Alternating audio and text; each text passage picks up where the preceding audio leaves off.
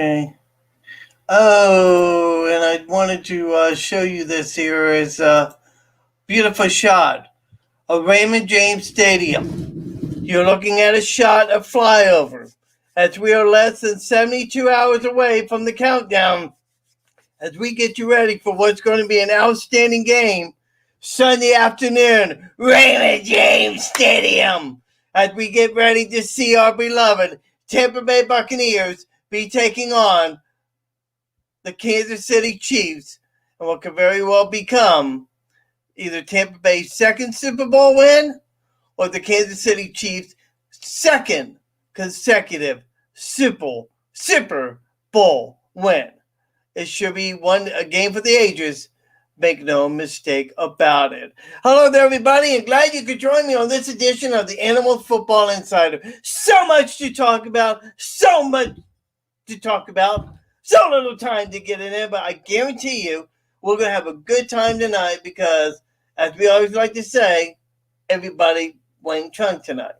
I don't know, it just came to my mind, so we'll see what happens during the course of the next hour or so. My good friend James Buc Wilson will be joining me a little bit later on in the broadcast as we kind of like break down the game a little bit, get you ready for what's going to be an outstanding game. Adam Clark has always joined me, and he's saying, as always, be Chiefs. Yeah, right, like that's going to happen. Huh. In your dreams, buddy boy. I don't know. This is going to be one of those games where it's going to be tight. It's going to be close. It's going to be one of those games that, I really believe that this is not going to be a blowout game, as most people are insinuating. I think it's going to be a closer game than most people anticipate. And we'll talk about that during the course of the next hour. James Buc Wilson, he's going to join me as well, right around the 8 o'clock Central Time hour, and we'll kind of like break down the game a little bit. But before we do all that, let's start off with the news that has really been buzzing around the league. As you all know by now, Jared Goff was traded to the Detroit Lions in exchange for Matthew Stafford. The price tag for the move, 2 first-round picks, another third-round pick for Jared Goff. And so now, people have to wonder, people really have to wonder, is that too high of a pick for Jared Goff for the Lions to give up? Or is it the Rams that gave up? I think it was the Rams that gave up 2 first-round picks to get Matthew Stafford, which more than likely the case, because now what that means, the Rams have not had a first-round pick since they picked Jared Goff in 2016. And it got me to thinking a little bit.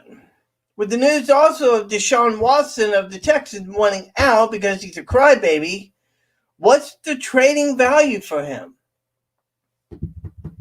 I'm going to get your comments on that in the chat room here tonight.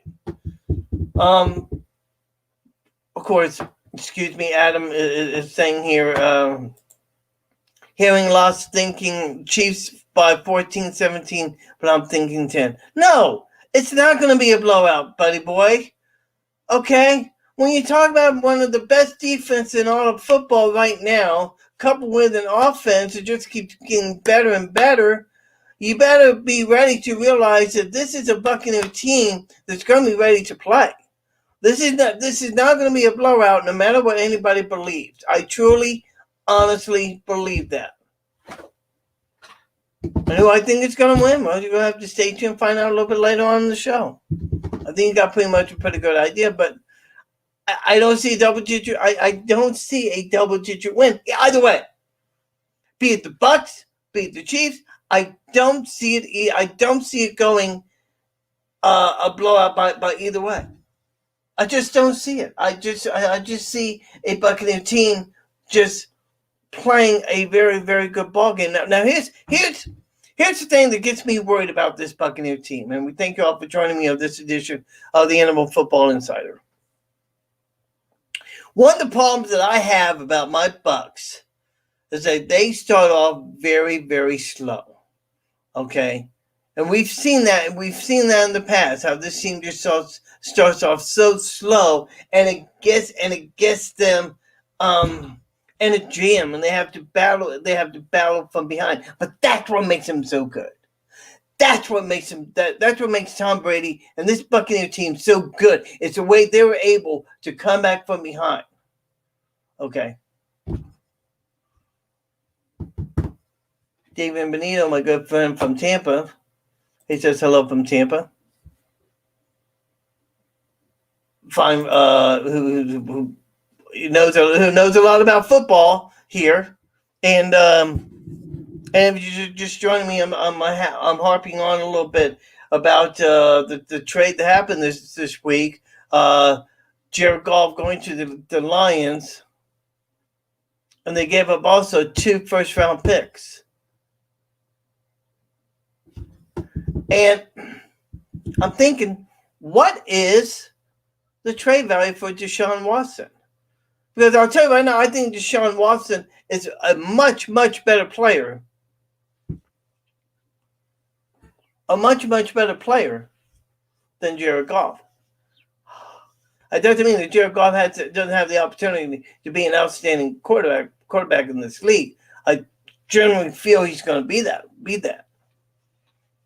But is he better than Deshaun Watson? No, not by any stretch of one's imagination. And God knows people that know me know that I have an imagination on my own.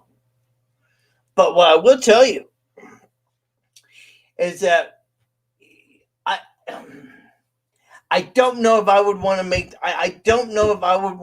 the trade for Deshaun Watson, because I'm going to tell you right here now, Houston's going to be asking 3, maybe 4 first-round picks for Deshaun Watson.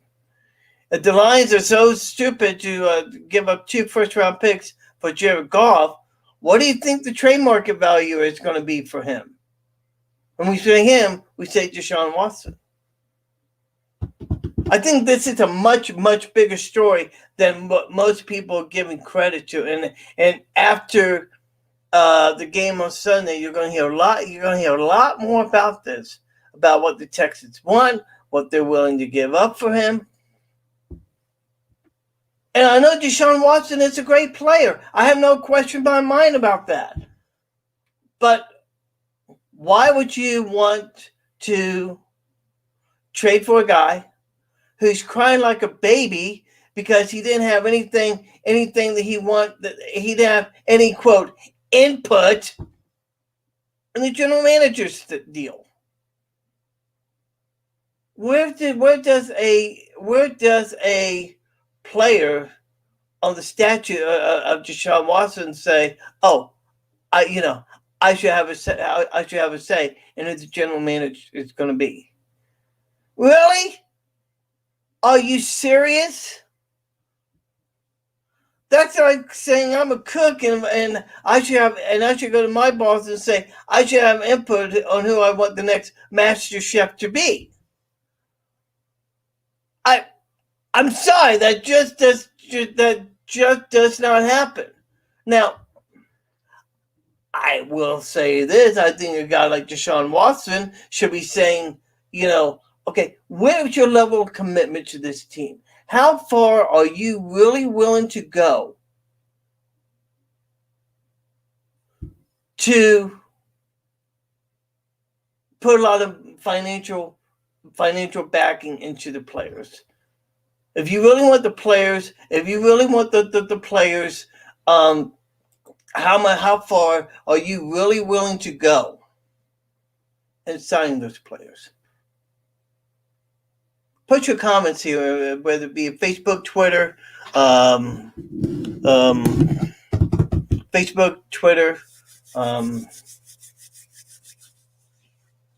me know your thoughts. I'd like to get your thoughts on who you think. What type of trade value would you give up for a guy like Deshaun Watson? I'm interested in hearing what you have to say. Because quite frankly, I would really probably trade.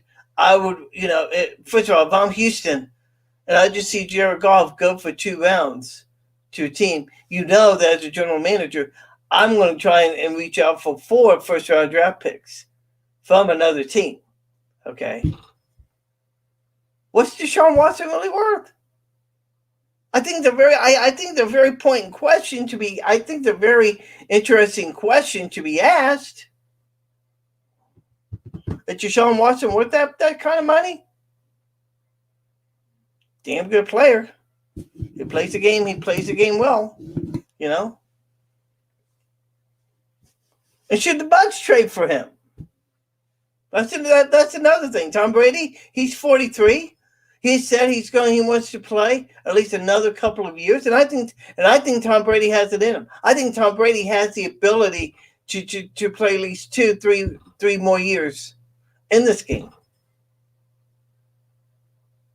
But the Bucs at the same time need to start looking at the future and what direction they want to go in.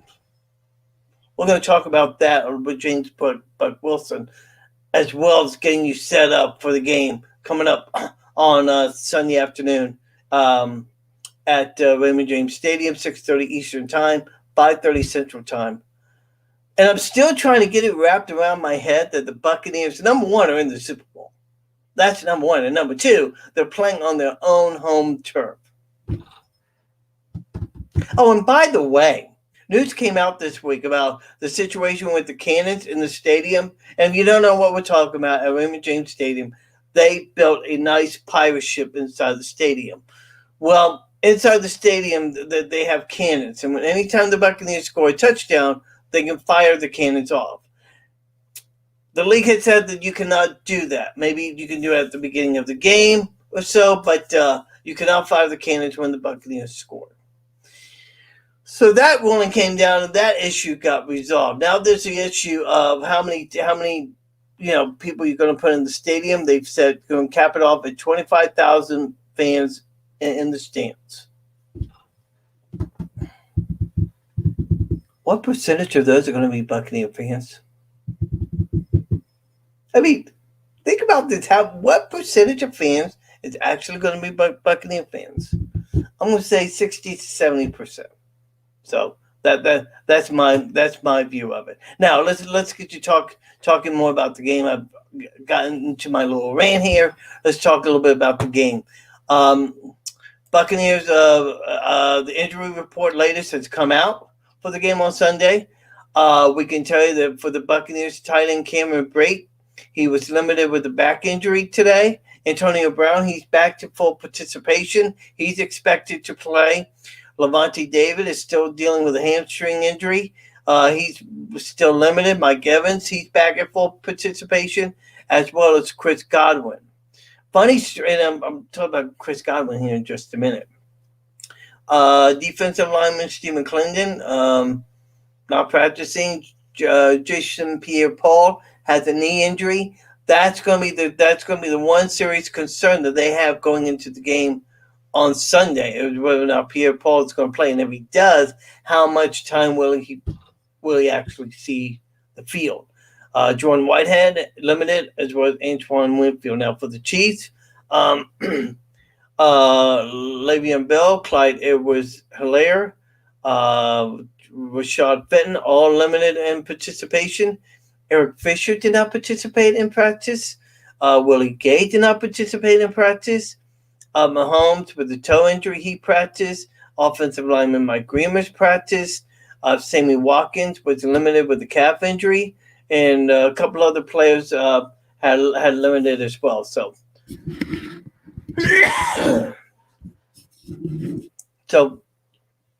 that basically is how the injury report is as of right now.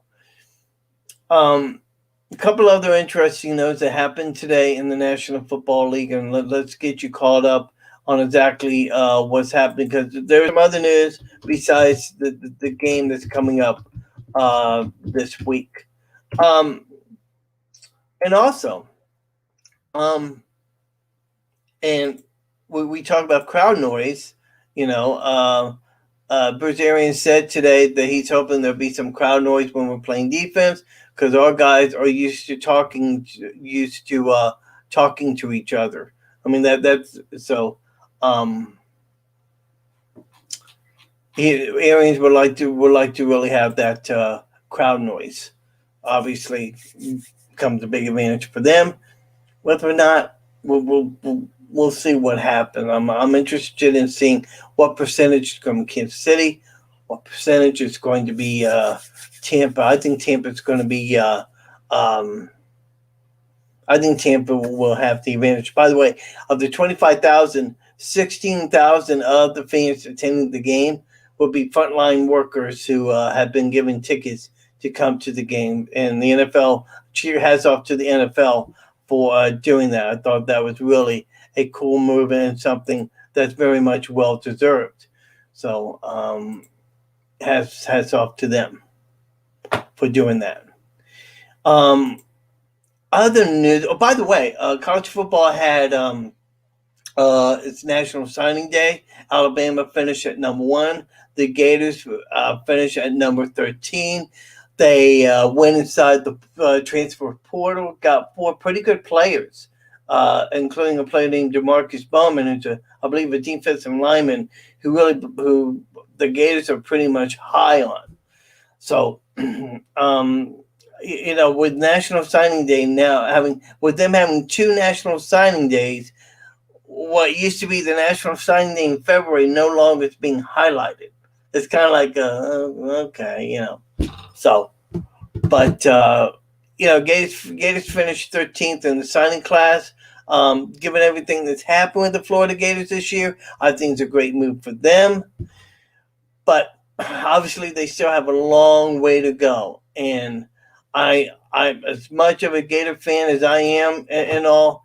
I am skeptical right now as to how well they're going to do this year with Todd Grantham being the defensive line coach, being the defensive coordinator of this Florida Gator team, because a lot of people do not have a lot of faith in him.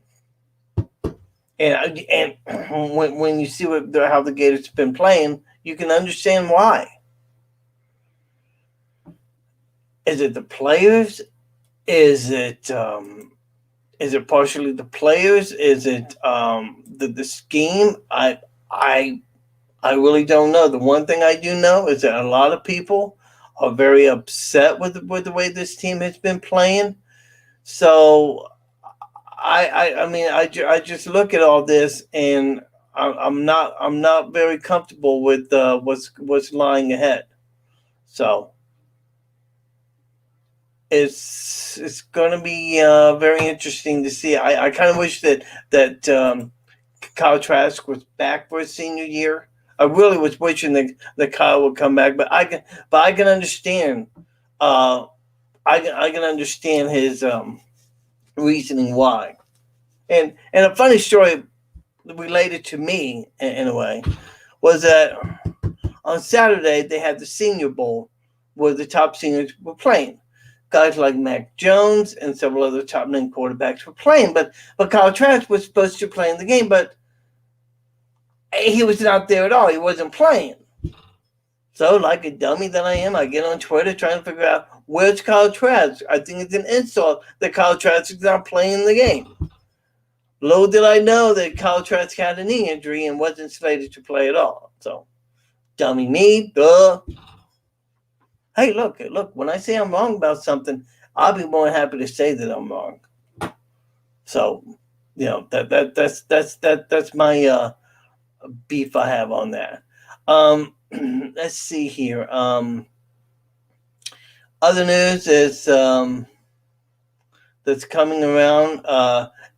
Roger Goodell's announcing that they plan on playing international games in 2021. Good luck with that. Given the fact that COVID is happening right now, Jason Garrett is expected to be back as the Giants' offensive coordinator, so that's a pretty good move. Mike Sullivan, former Buccaneer coach, he's going to be the quarterbacks coach now with Pittsburgh Steelers, and just some little news trickling in and out. Here's an interesting notation that Tyreek Hill is saying that Pat Mahomes is throwing dots at practice. So apparently he's saying that Patrick Mahomes is playing practicing some good football. Interesting. So And they've been through it before. Tom Brady has been through it before. And if you saw the media circus that happened, the media circus that transpired, and it really wasn't a circus. It was a bunch of guys getting on Zoom calls and talking with the media, and there was not much that was said. No big news. The only big news that was being said about Scotty Miller's quote that said that he could beat Tyreek Hill, which I doubt seriously that would happen. But suffice it to say, maybe one day we'll see that happen. But I would love to see. I would love to see what happens if those two ever raced against each other. I really believe that would be a very interesting thing to see. Tom Brady has been through it before, and so I would love to see what happens. So that's what I think. But what do I know? Just Truly the Animal coming at you on a beautiful Thursday night. I was supposed to have another guest join me here, but unfortunately he had to back out because of another commitment. James Buc Wilson will be joining me in sometime around 8 o'clock Central Time. Then we'll really get into details talking about the game coming up on Sunday and any other news and notes that might be interesting. Oh, I hear a sound. Oh my. I heard that sound.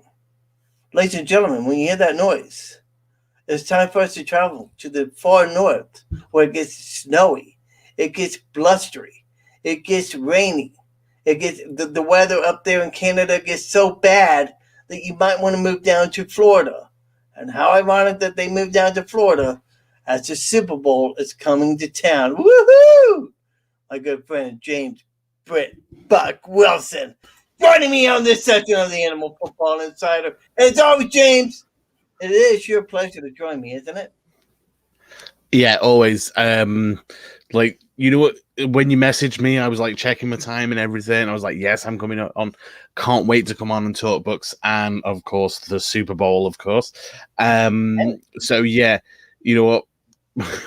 Raced home. Fortunately, didn't attract the attention of anyone too much. But you know what? Here I am. Can't wait to get started. And can I just say, I don't know if you've brought this up at all yet, Animal. How surreal does it feel when the national media is constantly talking about like your team? I like listening to the hockey up here.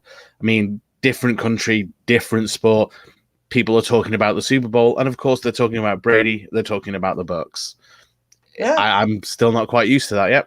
No. I mean, I as long as I've been a Buc fan, I never can get used to them actually talking about the Buccaneers from a national spotlight, so to speak. If you know what I'm saying, because we never really, the Buccaneers in all these years have never really had the national spotlight. So, but you know what, James, we'll take it. Hey. Oh yeah, absolutely. Do you know what I mean? I like, as I've explained, obviously, I write over at like Books Life Media. Like you've seen my work and things.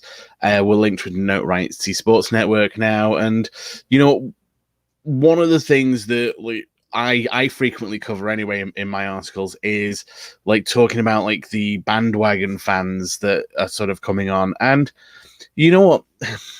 I understand why some people are sort of like, you know what, this is our Super Bowl, we earned this, and like you didn't go through the hard times, like here you come in at the glory times. I understand that argument, and trust me, I mean, I've been a fan since '95. I've seen the team be bad, I've seen the team be good, I've seen the team be bad again, and now it's great to see the team getting good again after so many years. But you know what I say to all these people who want to like support the Bucs, rep the Bucs, welcome aboard. You know what? We'll take you. We will take the fans we will get. In fact, I actually wrote an article today, actually, which kind of covers this subject. Now, Tom Brady has broken yet another NFL record. And it's not so much of an NFL record, but more of a Fanatics record. Guys, a lot of you, I'm sure, are familiar with the Fanatics store, which sells obviously your replica jerseys and everything. Right. The most jerseys that have been sold or memorabilia around a certain player belongs to Tom Brady in these past 2 weeks with the Buccaneers. Yeah. So, you know what's even crazier is the fact that it's not even nationally jumping on the bandwagon. You know what, folks over in the New England area are certainly contributing, but it's mostly people in and around Tampa. They hate him. I mean, everything that I've been hearing about New England, they are not. They are bitter. They are not happy at all that Brady is playing in the Super Bowl for another team. They still cannot. They still cannot get over this, which is fine. It just makes Bill Belichick more grumpier, So. Well, I mean, if you think about it logically, over in Boston, they do get a lot of salt, snow at this time of year. That salt there, that's coming out of all the fans, that's going to come in handy. But you know what? I was one of the people who was on the fence. And one of the things that I did say is, you know what? Look at the Patriots. They've had some not very good teams, but Belichick has managed to somehow get them into a winning team. Belichick's forte is bringing out the best in his players. Okay, and for some reason, I mean, Cam Newton's a fine quarterback. That's another team that might be trading for Deshaun Watson. We'll talk more about that in just a minute. But by Brady leaving, it left a void, a big void in this team, not just from a chemistry standpoint, but also from a leadership standpoint as well. It's like, what are you gonna do? You only can work with the best you have, but somewhere in the back of my mind, I get the feeling that Belichick didn't have his heart in it this year. And I don't know if because of Brady actually leaving and never getting over the shock of him leaving or what, but it just did not seem to me like a Bill Belichick team in 2020. Yeah, no, and I totally understand that, and I can agree with what you're saying actually a lot. Maybe the heart wasn't in it. I think when you look at the Patriots over the first 4 games, they weren't terrible, actually. Cam Newton was playing well. Yes, they had a lot of COVID opt-outs, so they weren't really expected to be a contending team. So when you put everything together through that first 4 to 5 games of the season, there was reason to be hopeful for New England that maybe everything wasn't lost. Right. But you could see when the wheels started falling off that team, Cam is not the player he was. He's definitely hurt. He should probably consider retirement. He's such a competitor, though, he probably won't. But you could see that there was definite, huge drop-offs in skill positions, in the ability of certain players just wasn't where it needed to be. There was nobody behind those players who could come through. And I think pretty much early on, Belichick realized that it was a lost year anyway.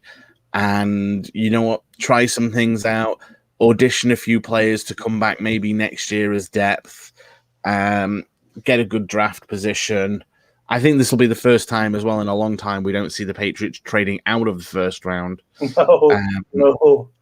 Although, and this leads right into what one of the things that I was discussing earlier, possibly trading for a quarterback, and one of the names that have come up in conversation is Deshaun Watson. Now, I don't think Deshaun Watson is going to go to New England per se, but as we come on the air tonight, after seeing what the Rams did in trading Jared Goff to the Detroit Lions and giving up 2 horrendous trade. pick, I mean, you got to sit back and think, how much is Deshaun Watson first? And if I'm the Houston Texans looking at that trade, I'm saying to myself, I'm not going to give up nothing short of 4 first-round picks.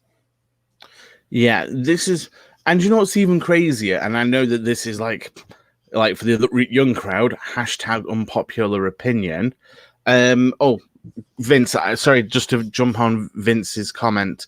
The weather actually for Sunday has given rain so far, with it being quite not like blustery, but there's definitely going to be wind involved there. Obviously, especially in Tampa, the weather is a constantly evolving animal. So I wouldn't sort of say that we have an accurate prediction of the weather until maybe Saturday. No pun intended on that, by the way, sir. No pun intended on that. But I, to be quite honest with you, I've not heard about a weather report, but this is going to be, I somebody said here earlier tonight and talking that they think that the Chiefs are going to win by 14 to 17 points. I think that we are looking at a very, very tight game on Sunday. I think that both teams match up so well. I think as far as Kansas City and their offense, they're very good with the way they play. They've got very talented wide receivers in Tyreek Hill, not to mention the other guy, and his name skips me. But, Sammy Watkins. Yeah, Sammy Watkins, who I said he's questionable with playing on Sunday.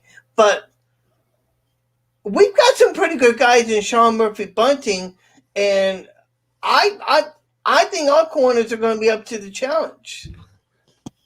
Yeah, I understand where people are coming from, where they are writing off the Bucs and they're saying that the Chiefs are going to run away with it. It's a really, really tempting storyline to run with because you have these like fast like weapons. You've seen Patrick Mahomes during the season. He's elusive. He's mobile. He's accurate. He's got these receivers running down the field. But a lot of these people have only seen the highlights of the Chiefs. One of the things that the Chiefs are known for, and if you ask their more reasonable fans, they will freely admit this. Sometimes the Chiefs actually are not on the same page offensively at all. And that's a real risk for them because they can be incredibly inconsistent. If this Buccaneers defense is capable of knocking off receivers' timings, frustrating players, making Mahomes do it all. And by the way, he is absolutely capable of doing like an offense on his own. I'm not saying if you make him beat you, he'll fail. But if you place 100% of the responsibility on Patrick Mahomes, you give yourself a better chance to win by making the game harder for him. You know what? The Bucs have to force turnovers when they have the opportunity to do so. It's not just your fumbles and your interceptions, that's your 3 and outs as well. If you have got a vital 3 and out, if it's a 3 and long, like anything over like 3rd and 6, you have to make sure you are getting off the field, especially if it's on the Kansas side. It is one of those things you have to win the battle of like field possession. Yeah. I'm okay. J Animal 45, partly sunny with high near 74. As I say, I'm seeing obviously chances of thunderstorms as well, but as I said, it's a constantly evolving animal. Yep. We'll probably get yeah, that'll probably change. Yeah, I mean I saw that was commenting on it, but yeah, I mean I think you're right. I mean, the more that this defense is able to get those chances and force those 3 and outs, the better opportunity they have. And that's what you want to do with this Kansas City team. You want to get them. All them chances. Jimmy Baker, native Pratt, who joins us, says Bucs don't have the speed on defense to keep up with Tyreek Hill. And you know what? I'm going to disagree. I'm going to disagree on that for on one solid point, and that is this: when they played the first time, Tariq got like close to maybe 300 yards. 200 yards of that was in the first quarter. So the Buccaneers had to make some adjustments, and they shut him down. The most likely the rest of the game. Now. This Buccaneer team is different than what they played a few weeks ago. Okay. Yeah. And this is the point. Yeah. Go ahead. Sorry. This is the point that I was going to say as well when sort of debating the Tyreek Hill thing. You know, absolutely, I agree. Speed for speed, Tyreek Hill is faster than every player on the Buccaneers defense. That isn't going to be disputed by me at all. It's not really going to be disputed by a lot of people. However, one thing beats speed every single time, and that is positioning. If you are already where you need to be, then you don't need to go anywhere. You can be the slowest player in the world, but if you are in the right place at the right time, you don't need to be fast. And that is what the Buccaneers have to do. They have to ensure that the safety help that Carlton Davis is getting, or Sean Murphy Bunting, is there, that they know their responsibilities, that they know their assignments. Because this is a pass-happy Kansas team, if Todd Bowles gets this right, and you know what, Monty Kiffin was massively helped back in 2003 by John Gruden knowing the playbook and just handing it to him, basically. Yeah. And the Raiders were stupid enough not to change their playbook at all, or even just change anything. It was a disaster waiting to happen. But you know what? This is such a pass-happy team. If Todd Bowles gets this right, this could be another multi-pick game for this Buccaneers defense. We've seen that, you know what? Mike Edwards has got hands, can catch the ball. I love Mike Edwards. Jr. can catch the ball. Dean, everyone can. And he is the key. Antoine Winfield is going to be the key. He has a knee injury. We talked about it before you came on. And he has a knee injury, and they don't know if he's going to play before the game. I think that a guy like Winfield and Bunting, and then you add Carlton Davis in there as well, that you got your pretty good core of DBs back there that are going to be able to handle the wide receivers. Vince Gerasi says that Tom Brady will be flat on Sunday. We'll get to Brady here in just a minute, but you know, I appreciate the joke. Yeah, Vince is a good friend of mine, and you know, I am feeling a little deflated by that, though. Yeah, I know. You know, just like Jeremiah was a Bullfrog, was a good friend of mine. You know how that is. But I think our defensive backfield is a lot better than what most people believe. Okay. And as Jimmy Pratt said, Andy will find ways to open up other weapons. By the way, it's Kansas City. Sure, of course he's gonna find other ways to open it up. But yeah, and that's his job. Yeah, which is his job exactly. And look, I want to set the record straight right here now. I'm not going to sit here all and lay claim to the fact that the Kansas City Chiefs are a crappy team. Not by any stretch of the imagination. They're one of the best teams that I've seen play the game in a while, and as a Buck fan watching the National Football League, I kind of like it because this is not a team that plays arrogant, self-centered. They come in there, they do their job. When they're wrong, they know they will admit it. When they're right, they'll admit it. I love Patrick Mahomes. I like the way he approaches the game. I just have a hard time believing that that Kansas City is going to just walk all over this Buccaneer team. I do not see it happening in no way, shape, or form. And this is one of these really interesting matchups because you know both sets of fans are incredibly passionate. I'm going to answer a couple of points from the comments here. Jimmy, first of all, you ask, so they got smoked in the first quarter. Absolutely. Absolutely. Absolutely. It was 21-0 actually. In fact, if I just I am going to have to bring up the exact score here. I don't want to be wrong, because this kind of emphasizes my point. So the Tampa Bay Buccaneers lost to the Kansas City Chiefs 27-24. Yeah. Now, that's bearing in mind, sorry, it wasn't 21, it was 17-0 at the end of the first quarter. And Tyreek, what do you have? Tyreek Hill what he had like 250 yards in that first quarter. Yeah, exactly. Yeah, 250 yards. I mean, he just picked apart the Buccaneer defense, and it took a while for them. It took a while for them to figure things out. And once they did, that's what I said. What did he and what did Hill finish? Did you have the numbers on what Hill finished in the game offhand?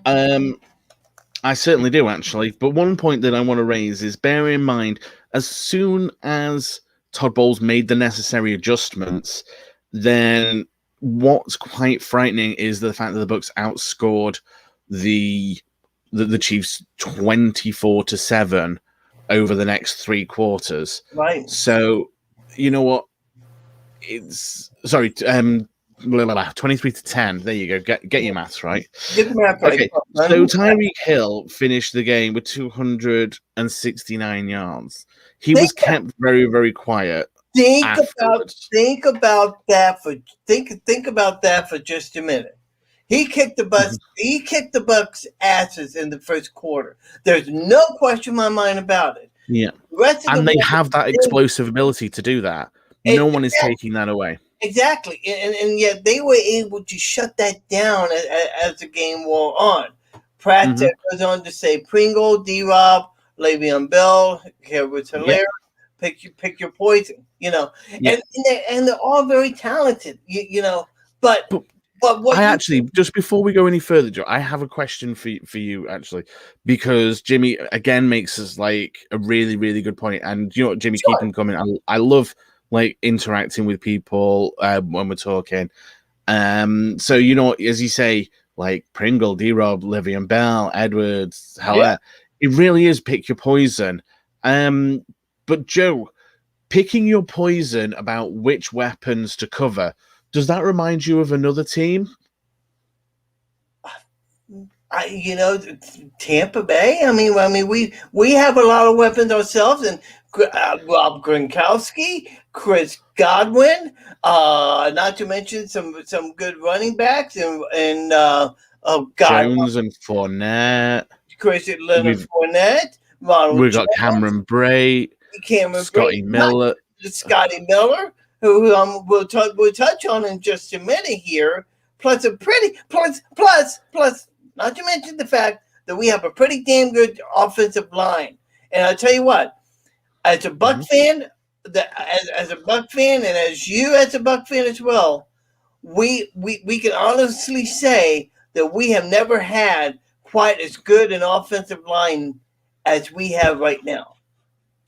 Not even the line in 03 was this good. This is the best offensive line. I will go out and say this. This is the best offensive line I have seen whilst I've been supporting the Bucs. They have problems. Don't get me wrong. I'm not going to sit here and go, oh my God, this is the best offensive line in the league. No, far from it. They have problems, but my God, do they have potential. Now, I'm going to carry on. Like I just seem to be giving you the hashtag unpopular opinion all night here. And you know what? I think people are going to hate me for this. This game is being billed as a shootout between Patrick Mahomes and Tom Brady. Actually, the winner of the Super Bowl will come down to whose defense wins it for them. That's why I'm going for the Bucs to win. And you know what? It's not just like a homer thing. I have said several times that some games the Bucs don't deserve to win. I've predicted us to lose games. I don't think we're a perfect team at all. I think we have so many problems in different areas, but you know what? They're small problems now rather than large problems. The reason why I'm going for the Bucks is I just think, thank you very much, Jimmy.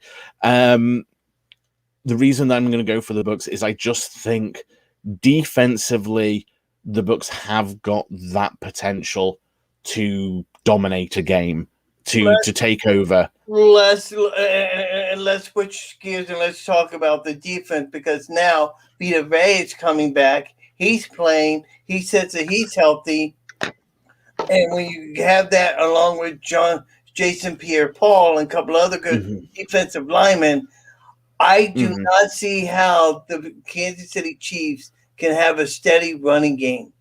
I mean, this is a defense. I mean, look. The Kansas City Chiefs have some great running backs. I'm not denying that whatsoever.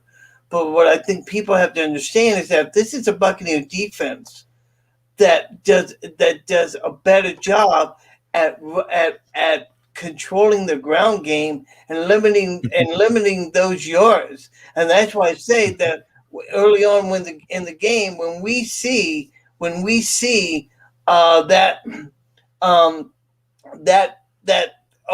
running game just being shut down, and then they go into the triangle pass the ball, I think Mahomes is going to get a fair share.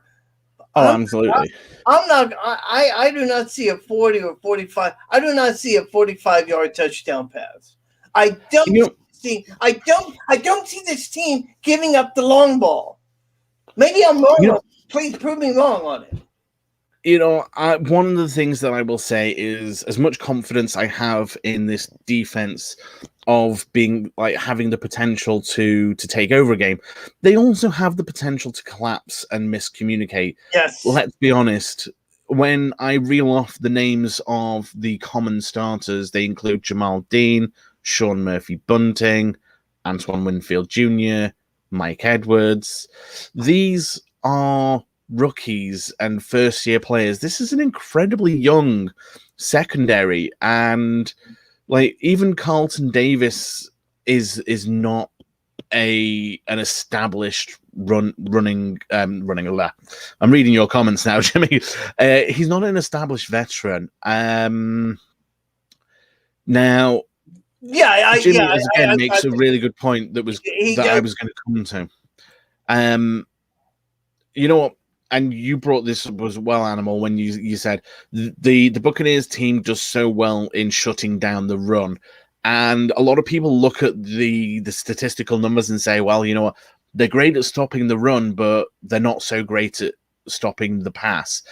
What I would say to that is actually have a look at how many times the opponent quarterback has to throw the football. It's by far more. People throw the ball against the Bucs nearly 50 times a game when they might only throw it 20 to 30 times in a regular game that they can run. So you know what? When Mahomes is dropping back 50 or 50 plus times, he's gonna you know what, the old expression, if you throw enough poop at a wall, some of it is gonna stick.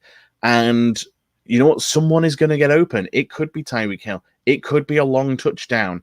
These things are going to happen. But when you're an aggressive defense like the Buccaneers, you come out of the gate snapping and snarling at the quarterback, you are going to give up the occasional long play.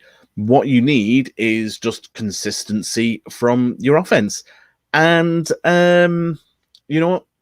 This is how the game, I believe, is going to be.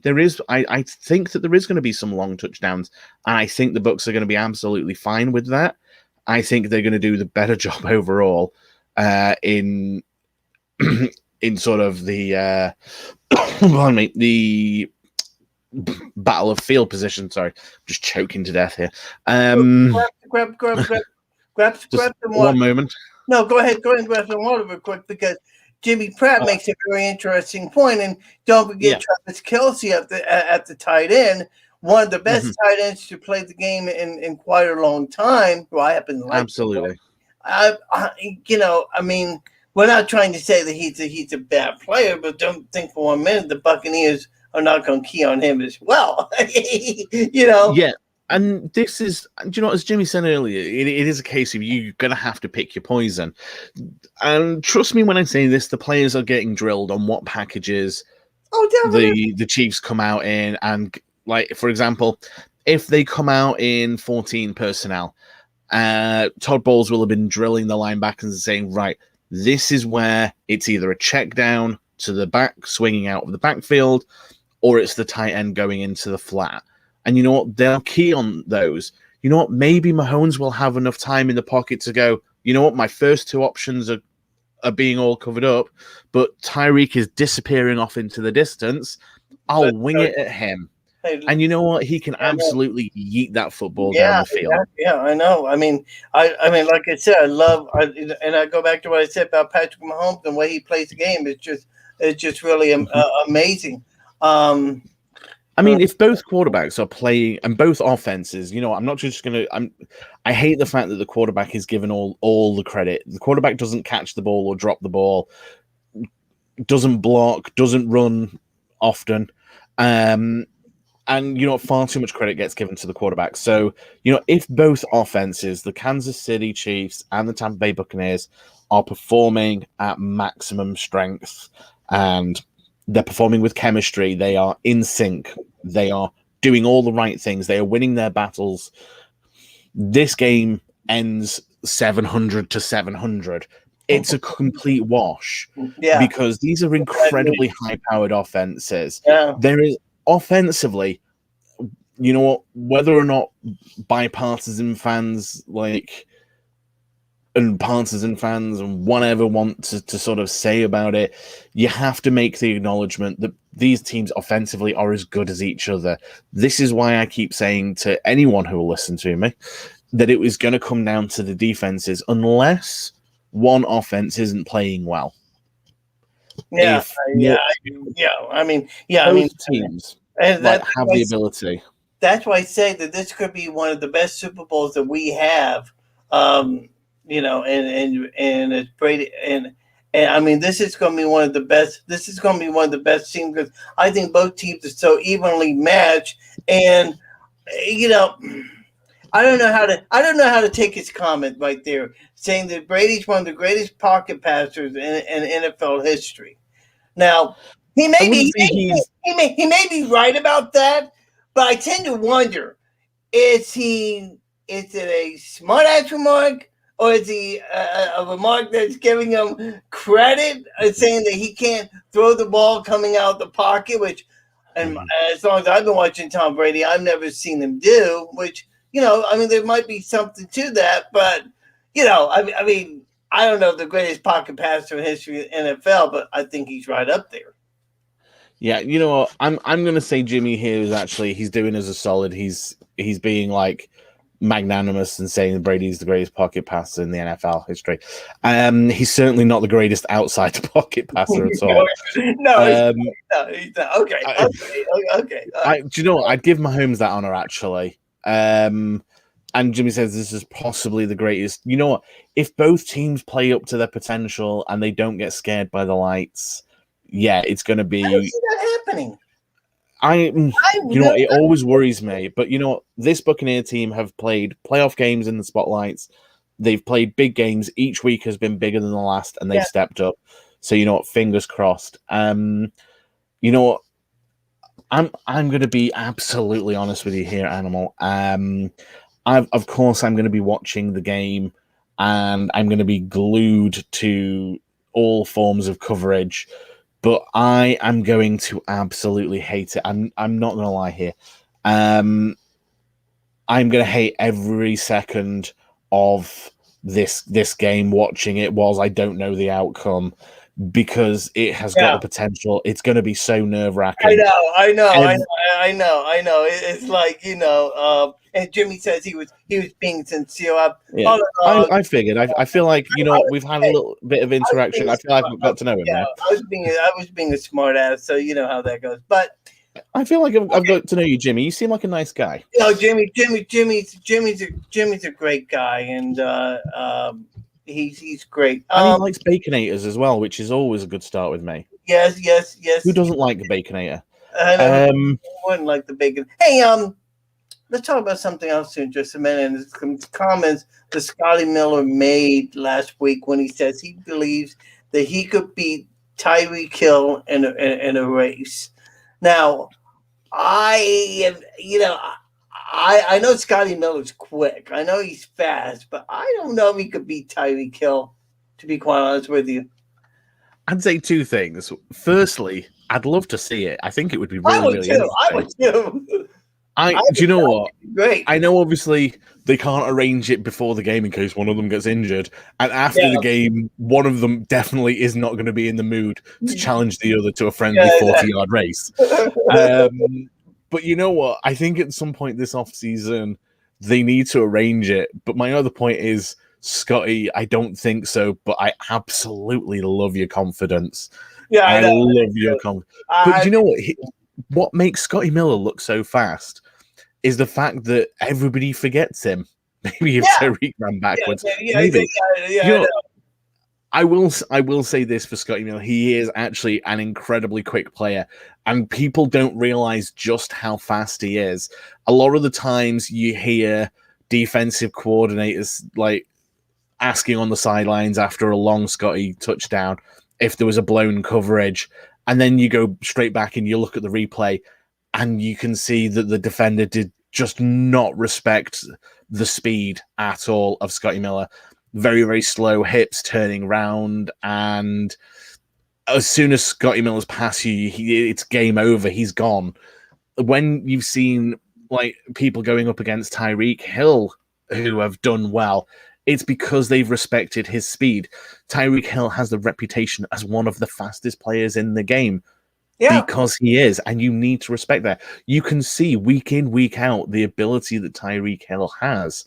Now, Scotty Miller isn't the big name. He's a gadget almost who comes in, scores a long-ass touchdown, and then leaves the game never to be seen again. And then he'll come back next week, score a long touchdown, and then leave again. He's the Buccaneers' very own mystery man.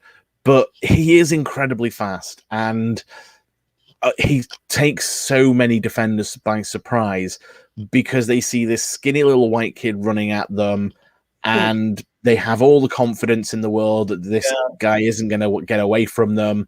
And by the time that they've turned their hips, he's gone. And by then, the ball is already on the way.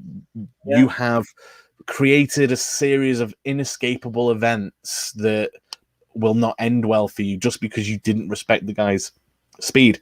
And do I think Scotty Miller could beat Tyreek Hill in a race? I don't know.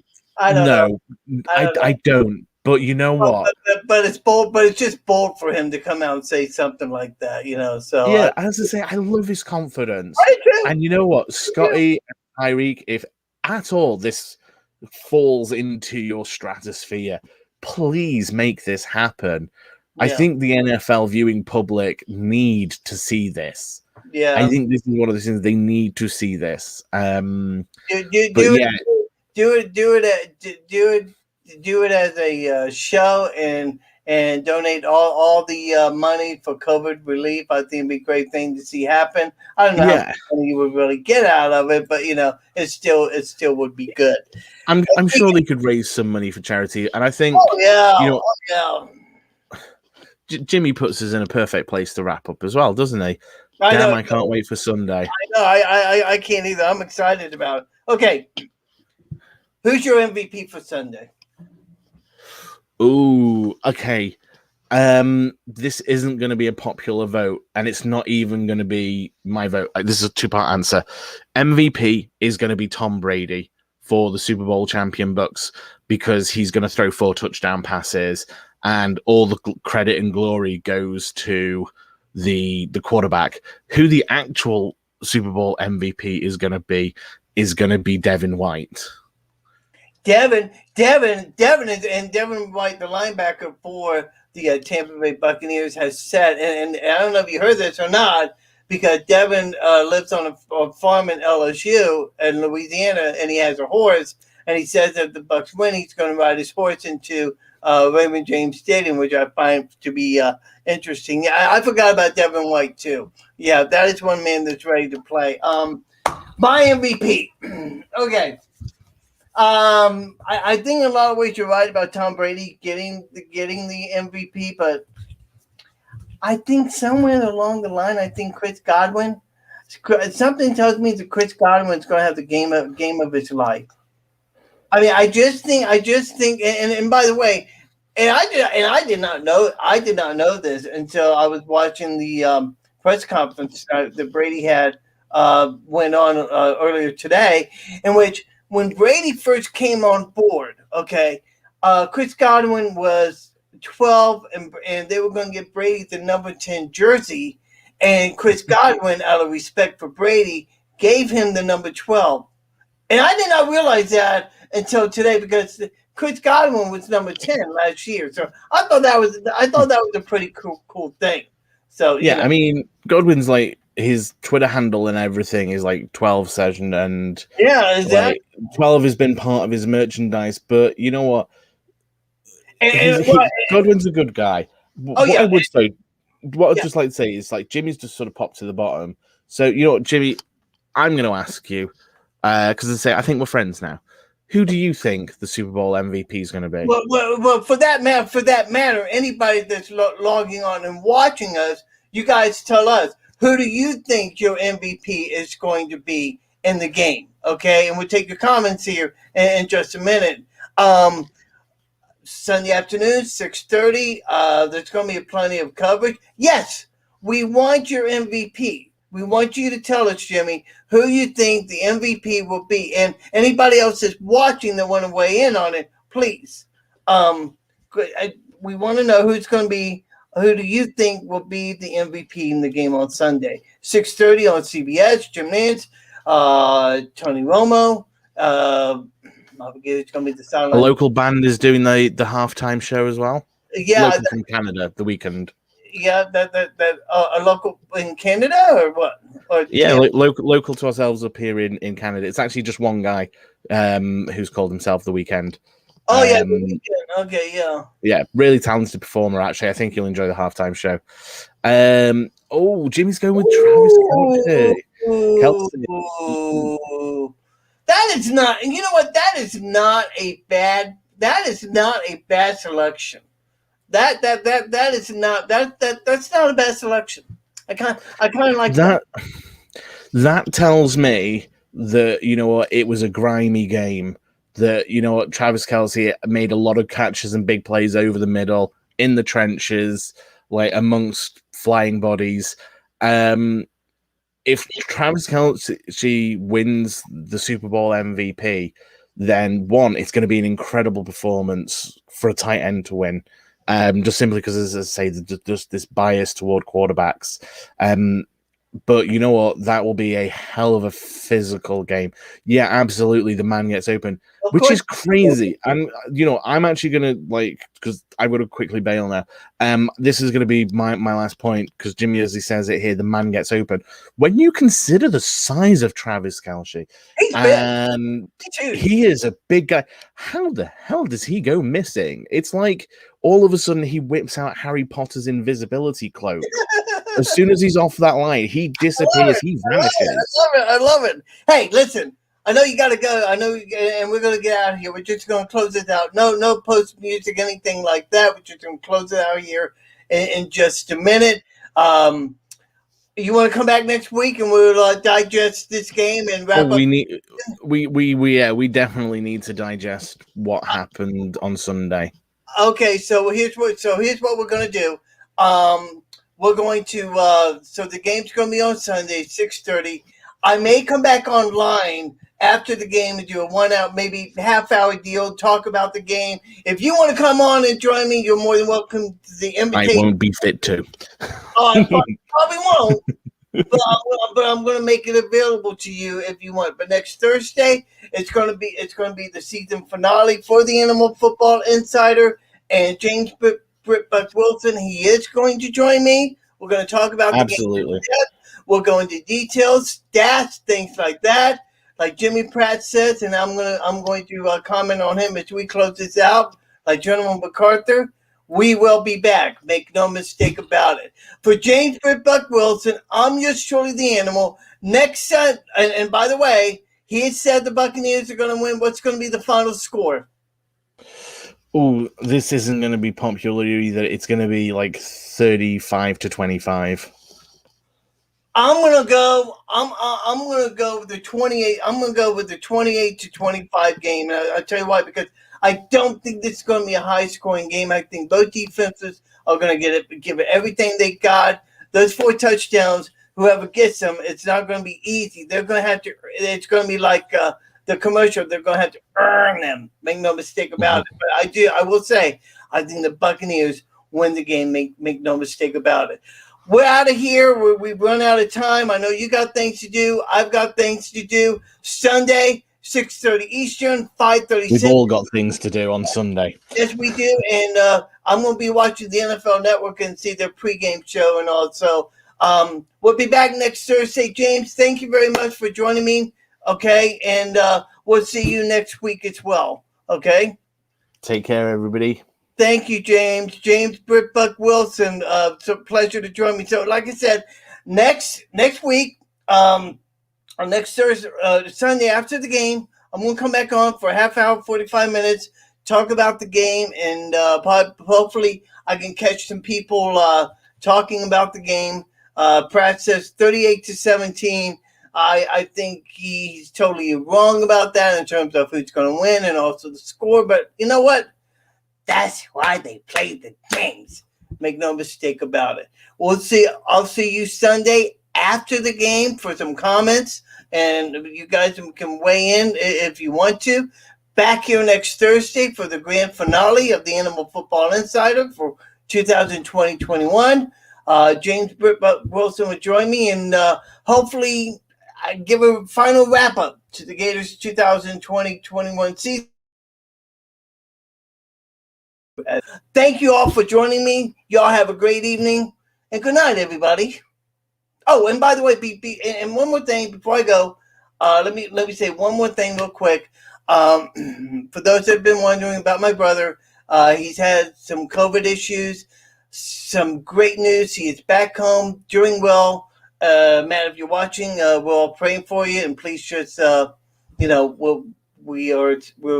thinking about you, brother. Love you. That's it for this edition. We'll be back Sunday after the game, and then on Thursday for the grand finale. Until then, so long, everybody.